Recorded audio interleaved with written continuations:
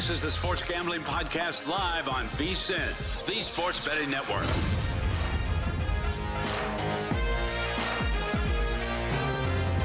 Welcome back, everyone. Sports Gambling Podcast live. Sean, second one agreeing with our partner in picks, Ryan, Real Money Kramer. What's happening, Kramer? Oh, I almost said hut hike. No, I was just thinking about this Cam Scatterbo Rookie of the Year that I got.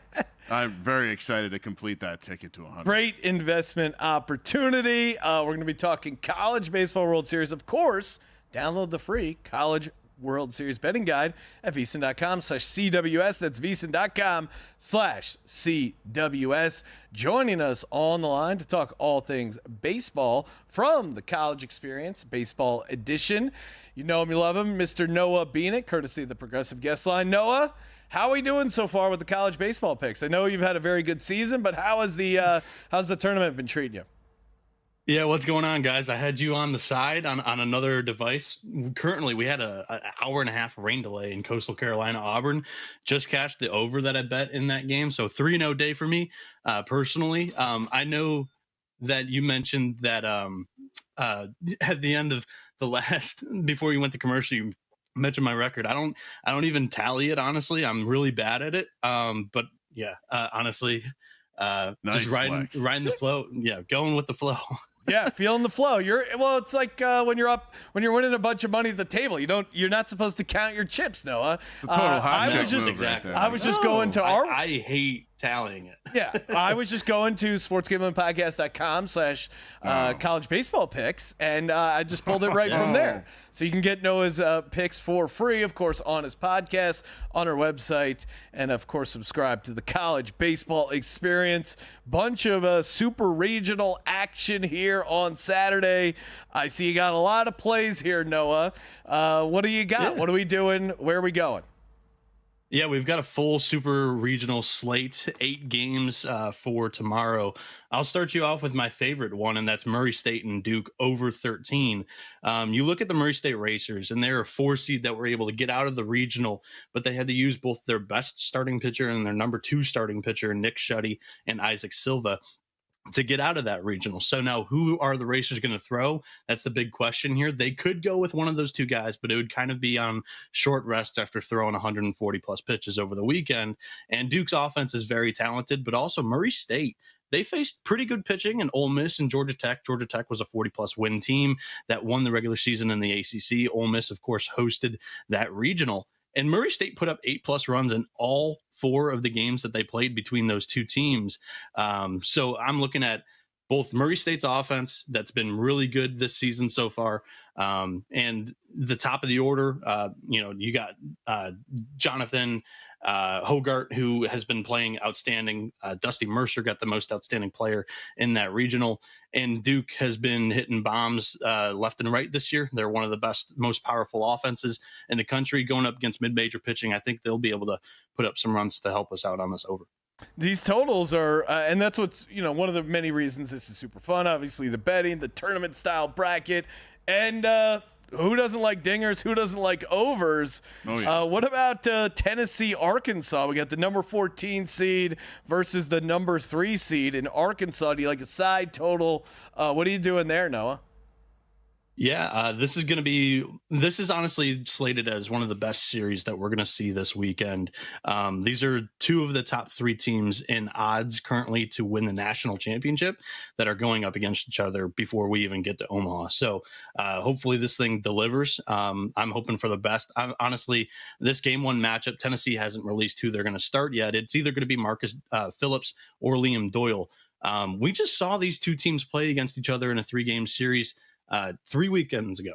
And, Zach Root, who's going to start this game for Arkansas, only threw 3.2 innings. He gave up 4 runs, 7 hits to Tennessee. And Liam Doyle, who's been their ace the entire year for the Volunteers, if he goes on the road this season, he's got a 5.17 ERA compared to his 2.84 on the entire year.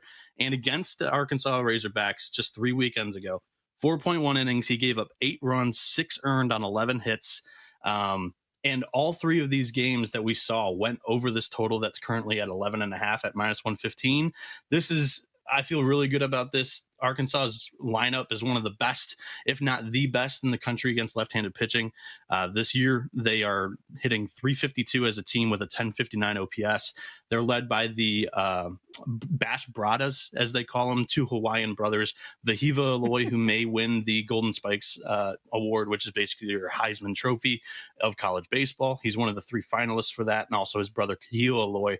Both of them are big right-handed sticks that can hit the ball out of the park at any moment. So Arkansas, Tennessee, both very powerful offenses, are very capable of getting us this over, as they did in all 3 games earlier this season in their series. I mean, Kramer, how can we not bet on a duo called the Bash Bradas? Mahalo. What do they call Vegas? The 9th Island? I think 7th Island. 7th Island? But I'll have to double check on the island. And Noah, if you want to know who is a starting pitcher for some of these teams, all you got to do is text our good buddy Brad Bohannon. Obviously, you remember that as he was the former Alabama baseball head coach who was tipping off bettors, and that's the guy who got busted. I just love the part of the story where the guy who was trying to place the bet was like, "No, look, I have inside information." And the casino cameras were able to zoom in and see his text messages with Brad. I mean, Noah, what else happened in that story?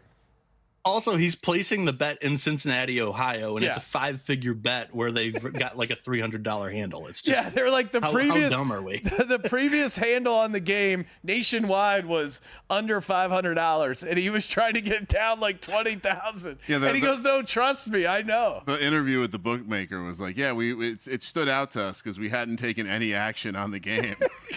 And then all of a sudden, this guy's emphatic, "No, let me bet." No, of course, anytime I'm betting college sports, I always like a good dog. It's what's make these tournaments fun, right? The upsets, anyone can win. Is there an upset on Saturday that you think? Any juicy dogs? Yeah, let's have a little fun. And honestly, if the listeners aren't as wanting to play this as aggressively as I'm going to, they can take the under in this matchup as well for the exact same reasons that I'm going to talk about. But I think West Virginia is live against LSU. They're plus 230.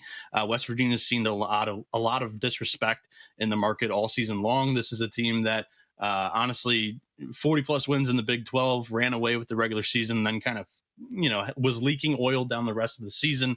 They got swept at home in the final weekend of the year to barely clinch not even a share. They won it outright, the Big 12 regular season title. But this offense against left-handed pitching, again, quoting some split stats here that are hard to find in the public. West Virginia, 347 average, 972 OPS against left-handed pitching. LSU's probably going to start Cade Anderson. That's not a confirmed go, but Anthony Ianson did appear in the regional final on Monday against the 4-seed Little Rock, who had LSU up against the ropes. And if LSU's offense doesn't show up to play today, like they kind of sleptwalked through their Baton Rouge regional, that was kind of a cupcake draw. West Virginia is going to be live in this matchup. Griffin Kern reminds me a lot of Derek Clark from last year. He was kind of their bulldog lefty ace. And Kern on the season, 3.13 ERA, 100 strikeouts and 92 innings with just 30 walks. Opponents are only hitting 178 against him.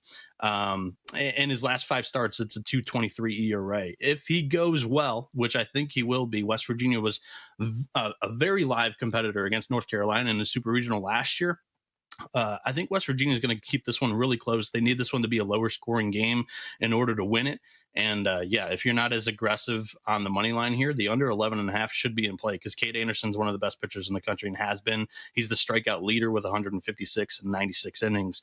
The Bayou Bengals should be on alert in this matchup, though. I'm hearing under and dog parlay. Oh, little parlay. I'm writing all these down. But he also, for non-aggressive bettors like you, Ryan, you could take the under 11.5. No, I'm an aggressive. Oh, you're an aggressive bettor? Okay.